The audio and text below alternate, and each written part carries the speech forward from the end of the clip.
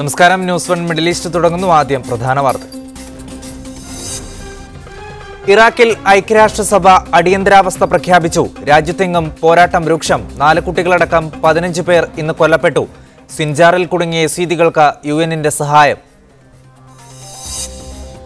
ഒമാനിൽ തൊഴിൽ നിയമം ലംഘിച്ചതിന് 6 മാസത്തിനിടെ പിടിയിലായത് 13,000 പ്രവാസികൾ. കൂടുതൽ പേർ അറസ്റ്റിലായത് മസ്കത്തിൽ നിന്ന്. സൗദിയിൽ തൊഴിൽ മേഖലയിൽ അനുവദിച്ച ഇളവ് ഗുണകരമായില്ലെന്ന് വിലയിരുത്തൽ.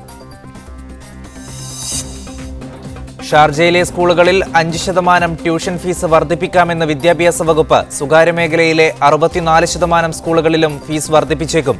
പട്ടികയിൽ ഇന്ത്യൻ സ്കൂളുകളുമുണ്ടെന്ന് സൂചന. മദ്യനയത്തിൽ VM സുധീരനും മന്ത്രി കെ ബാബുവും നേർക്കുനേർ. KPCC പ്രസിഡന്റ് പറയുന്നത് കോടതിയിൽ പറയാനാവില്ലെന്ന് കെ ബാബു.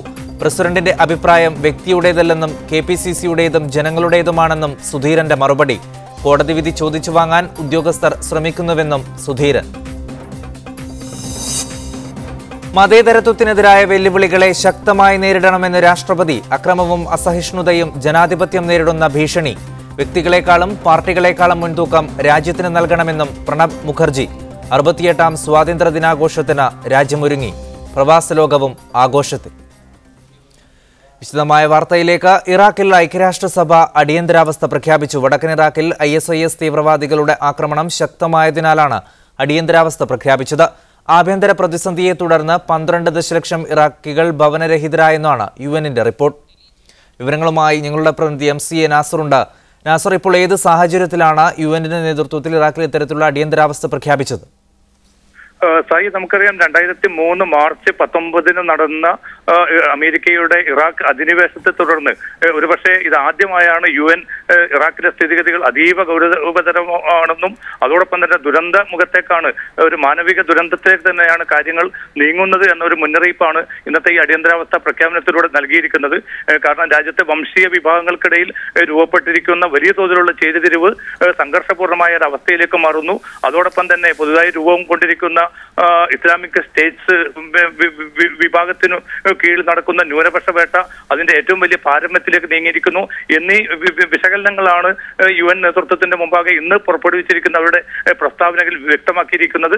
തീർച്ചയായിട്ടും നമുക്കറിയാം ചില മേഖലകളിൽ അമേരിക്കൻ വ്യോമാക്രമണം തുടരുന്നുണ്ട്. പക്ഷേ കരയുദ്ധത്തിലേക്ക് കാര്യങ്ങൾ നീക്കണം എന്ന രീതിയിൽ തന്നെയാണ് അമേരിക്ക കാര്യങ്ങൾ നീക്കുന്നത്.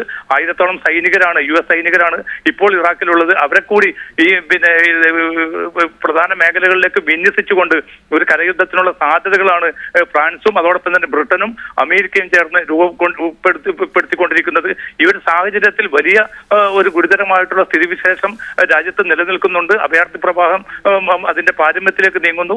ഈ സാഹചര്യത്തിൽ എന്ത് പ്രതിവിധി വേണം എന്നതിനെ സംബന്ധിച്ച് പോലും UN പോലും വലിയ തോതിൽ നിസ്സംഗമായിട്ടുള്ള അവസ്ഥയിൽ തുടരുന്ന സാഹചര്യത്തിലാണ് ഈ അടിയന്തരാവസ്ഥ പ്രഖ്യാപനം വന്നിരിക്കുന്നത്. പക്ഷേ സാധാരണ ജനങ്ങളെ സംബന്ധിച്ചിടത്തോളം അവരുടെ ജീവിതം കൂടുതൽ ദുരിതപൂർണമായി മാറിയിരിക്കുകയാണ് ഇറാഖിൽ.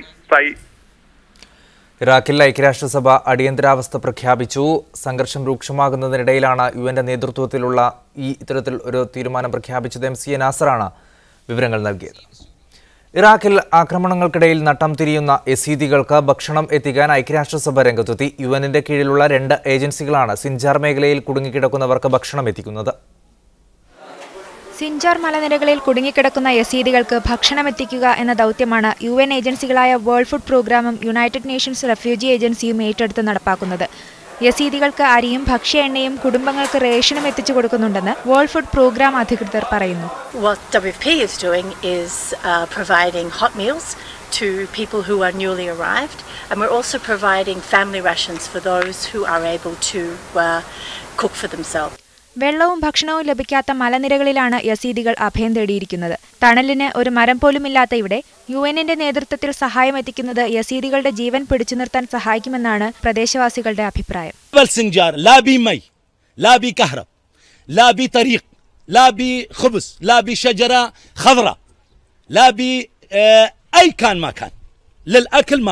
അതേസമയം ISIS തീവ്രവാദികൾ ഇറാഖിൽ കൂടുതൽ പട്ടണങ്ങളും എണ്ണക്കിണറുകളും പിടിച്ചെടുത്ത് മുന്നേറുകയാണ്. ഇറാഖിന്റെ ഏറ്റവും വലിയ അണക്കെട്ടും ISIS പിടിച്ചെടുത്തു കഴിഞ്ഞു. സിഞ്ചാറിൽ നിന്ന് കുർദ് പോരാളികളായ പെർഷ്മർഗുകൾ പിന്മാറിയതോടെ ISIS അധീനതയിലുള്ള പ്രദേശത്ത് 10,000-കണക്കിന് യസീദികളാണ് കുടുങ്ങിക്കിടക്കുന്നത്. സിഞ്ചാർ മലനിരകളിൽ കുടുങ്ങിക്കിടക്കുന്നവരെ രക്ഷിക്കാൻ അമേരിക്കയ്ക്കൊപ്പം ബ്രിട്ടനും സൈനിക വിമാനങ്ങൾ അയച്ചിട്ടുണ്ട്. News desk media 1. ഇറാഖിൽ പുതുതായി അധികാരത്തിൽ വന്ന ഭരണകൂടത്തെ ഖത്തർ സ്വാഗതം ചെയ്തു. പുതിയ പ്രസിഡന്റ് ഫുഅദ് മസൂം, പ്രതിനിധി സഭാ പ്രസിഡന്റ് സലീം അൽ ജബൈരി, പ്രധാനമന്ത്രി ഹൈദർ അൽ അബാദി എന്നിവരെയാണ് ഖത്തർ വിദേശകാര്യ മന്ത്രാലയം സ്വാഗതം ചെയ്തത്. നിലവിലെ പ്രതിസന്ധി മറികടക്കാൻ പുതിയ സർക്കാരിന് സാധിക്കുമെന്ന് മന്ത്രാലയം പ്രതീക്ഷ പ്രകടിപ്പിച്ചു. ഗസയിലെ വെടിനിർത്തൽ 5 ദിവസത്തേക്ക് കൂടി നീട്ടാൻ ഇരുവിഭാഗവും തമ്മിൽ ധാരണയായി. കൂടുതൽ ശക്തവും ശാശ്വതവുമായ സമാധാന കരാർ രൂപീകരിക്കുന്നതിനായി ഈജിപ്തിന്റെ മധ്യസ്ഥതയിൽ ചർച്ചകൾ ഇനിയും തുടരും. ഈജിപ്തിന്റെ മധ്യസ്ഥതയിൽ നടന്ന ചർച്ചയിൽ 5 ദിവസത്തേക്ക് കൂടി വെടിനിർത്താൻ ഇരുപക്ഷവും സന്നദ്ധമാകുകയായിരുന്നു. ഇന്നലെ 72 മണിക്കൂർ വെടിനിർത്തൽ സമയം അവസാനിക്കുന്നതിന് 1 മണിക്കൂർ മുൻപാണ് ഇരുവിഭാഗവും വെടിനിർത്തൽ നീട്ടാൻ തീരുമാനിച്ചത്. കെയ്റോ ചർച്ചയിലെ ഫലസ്തീൻ പ്രതിനിധി അസാം അഹമ്മദ് ഇക്കാര്യം മാധ്യമങ്ങളെ അറിയിച്ചു.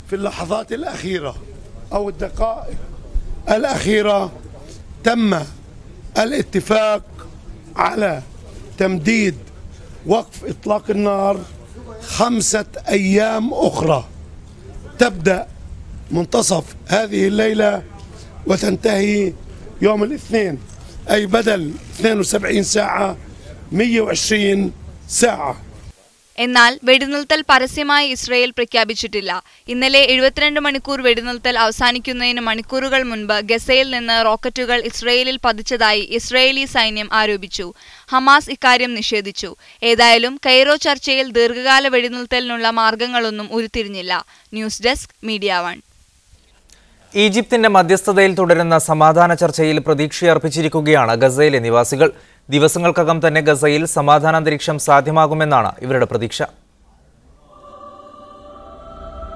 ഒരു മാസമായി ദുരിതങ്ങൾക്കും കഷ്ടപ്പാടുകൾക്കും വേദനകൾക്കുമിടയിൽ കഴിയുന്ന ഗസ നിവാസികൾ ഇപ്പോൾ പ്രതീക്ഷയിലാണ്. താൽക്കാലിക വെടിനിർത്തൽ കാലാവധി നീട്ടുംതോറും അവർ സാധാരണ ജീവിതം സ്വപ്നം കാണുന്നു. ഈജിപ്തിന്റെ മധ്യസ്ഥതയിൽ നടക്കുന്ന വെടിനിർത്തൽ ചർച്ചകളുടെ അന്തിമ തീരുമാനത്തിനായി അവർ ഓരോ ദിവസവും കാതോർക്കുന്നു.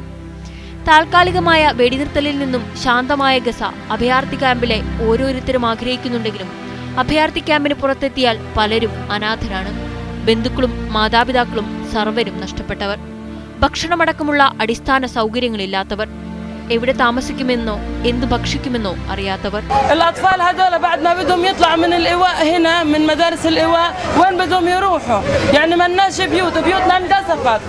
بعد ما بيوتنا انقصفت ما لناش بيوت، طلعنا من بيوتنا، لا معانا لبس لا معانا فلوس نصرف على اولادنا لو طلبوا منا حاجه ما نلاقيش الشيكل نشتري لهم فيه، يعني وضع مأساة جدا.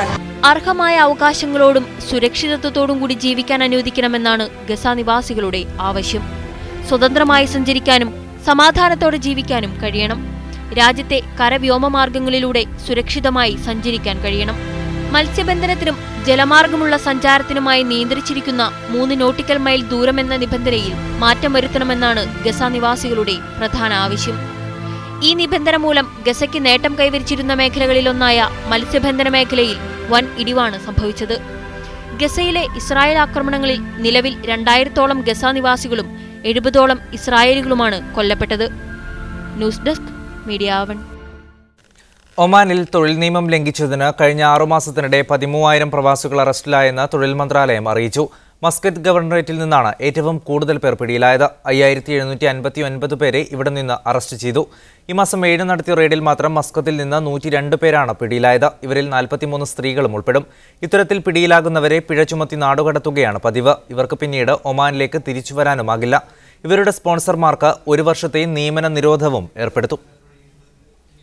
സൗദി അറേബ്യയിൽ തൊഴിൽ മേഖലയിൽ അനുവദിച്ച ഇളവ് കാലവും ആനുകൂല്യങ്ങളും അവസാനിച്ച് 9 മാസം പിന്നിടുമ്പോൾ തൊഴിൽ വിപണി മെച്ചപ്പെട്ടതായി വിലയിരുത്താനാവില്ലെന്ന് റിയാദ് ചേംബർ തൊഴിൽ സമിതി. തൊഴിൽ വിപണി ഇപ്പോഴും അവ്യവസ്ഥാപിതമായി തുടരുകയാണ്. ഇളവുകാലത്ത് വ്യവസ്ഥാപിതമായിരുന്ന സ്ഥാപനങ്ങളും തൊഴിൽ വിപണിയും വീണ്ടും കുത്തഴിഞ്ഞ അവസ്ഥയിലേക്കാണ് നീങ്ങുന്നത്. ഇളവുകാലം കഴിഞ്ഞതിനു ശേഷം തൊഴിലാളികളുടെ ഒളിച്ചോട്ടം വർദ്ധിച്ചിട്ടുണ്ട്. സ്വതന്ത്രമായി ജോലി ചെയ്യുന്ന ഫ്രീ വിസക്കാരെ ഇളവുകാലത്ത് ഇല്ലാതാക്കാൻ സാധിച്ചിരുന്നു.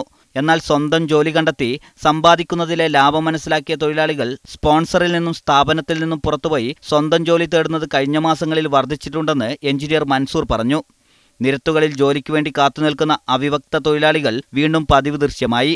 വിദേശത്തുനിന്ന് ജോലിക്കാരെ കൊണ്ടുവന്ന് കോൺട്രാക്ടിംഗ് കമ്പനി നടത്തുന്നവർക്ക് ഇത്തരം ഫ്രീ വിസക്കാർ ഭീഷണി സൃഷ്ടിക്കുന്നുണ്ട്.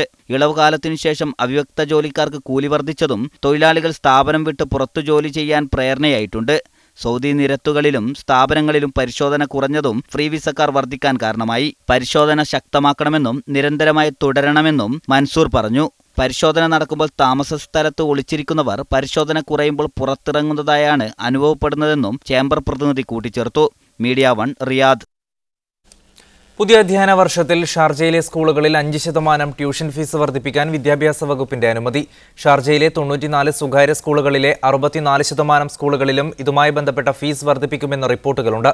60ഓളം സ്കൂളുകളാണ് ഫീസ് വർധന ആവശ്യപ്പെട്ട് വകുപ്പിനെ സമീപിച്ചതെന്ന് വകുപ്പ് മേധാവി ഹെസ അൽ ഖാജ പറഞ്ഞു. ഫീസ് വർദ്ധിക്കുന്ന സ്കൂളുകളിൽ ഇന്ത്യൻ സ്കൂളുകളും ഉൾപ്പെടുമെന്നാണ് സൂചന. ഖത്തറിലെ സ്വകാര്യ സ്കൂളുകളുടെ പ്രവർത്തനം വിലയിരുത്താൻ സുപ്രീം എഡ്യൂക്കേഷൻ കൗൺസിൽ പുതിയ സംവിധാനം ഏർപ്പെടുത്തുന്നു. സ്കൂളുകളുടെ നിലവാരം പഠിക്കാനും വിലയിരുത്താനുമാണ് ഈ രംഗത്ത് പ്രാവീണ്യമുള്ള കമ്പനികളെ ചുമതലപ്പെടുത്താനാണ് തീരുമാനം. രാജ്യത്ത് വർദ്ധിച്ചുവരുന്ന വിദ്യാഭ്യാസ ആവശ്യങ്ങൾ പരിഗണിച്ച് കൂടുതൽ സ്വകാര്യ സ്കൂളുകൾ തുടങ്ങാൻ അനുമതി നൽകിയതിന് തൊട്ടു പിന്നാലെയാണ് കൗൺസിലിന്റെ ഈ തീരുമാനം. നിരോധിത കീടനാശിനിയായ അലുമിനിയം ഫോസ്ഫേറ്റ് ശ്വസിച്ച് അവശനിലയിൽ ദുബൈയിൽ ആശുപത്രിയിൽ ചികിത്സയിലായിരുന്ന ഫിലിപ്പൈൻ സ്വദേശിയായ 3 വയസ്സുകാരി മരിച്ചു. ഇതോടെ കീടനാശിനി ശ്വസിച്ച് മരിച്ചവരുടെ എണ്ണം 2ആയി. അവശനിലയിൽ ആശുപത്രിയിൽ പ്രവേശിപ്പിക്കപ്പെട്ട ഫിലിപ്പൈൻസ് യുവാവ് നേരത്തെ മരിച്ചിരുന്നു. മരണത്തിന് ഇടയാക്കും വിധം താമസ സ്ഥലത്ത് കീടനാശിനി പ്രയോഗിച്ച 4 പേരെ ദുബൈ പോലീസ് അറസ്റ്റ് ചെയ്തു. അതേസമയം സമാന സംഭവത്തിൽ ഷാർജയിൽ അവശനിലയിലായ 3 തൊഴിലാളികളെ ബുധനാഴ്ച കുവൈത്ത് ആശുപത്രിയിൽ പ്രവേശിപ്പിച്ചു.